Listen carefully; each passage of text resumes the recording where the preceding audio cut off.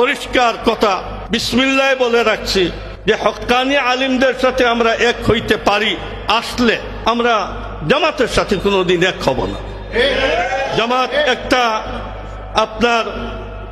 জামাত একটা মতবাদের নাম, জামাত ইসলামের নাম নয়। যেভাবে খারিজি এক মতবাদের নাম, ইরান চালায় শিয়ারা, এটা একটা মতবাদের নাম। এখানে জামাতের শিয়াদের কোনো উত্থান হয়, এটা ইসলামের উত্থান নয়, এটা একটা নির্দিষ্ট মতবাদের উত্থান। আর জামাতের মতবাদ হইল এই যে প্রথম শতাব্দীর পরে পৃথিবীর থেকে আপনার কোরআন শরীফের আসল অর্থ খতম হয়ে গেছে। 1300 বছর পরে মৌলানা মওদুদী সাহেব এসে তফসিমুল কোরআন লেখে এই আপনার আসল কোরআন শরীফের অর্থ আপনার বিশ্লেষণ করলেন আর বুঝাই দিলেন। তাহলে এই 1200-1300 বছর মানুষের আল্লাহ তাআলা কোনো সহি দিন রাখেন নাই, তাহলে এদের কি হিসাব কিতাব হবে না কিয়ামতের দিন?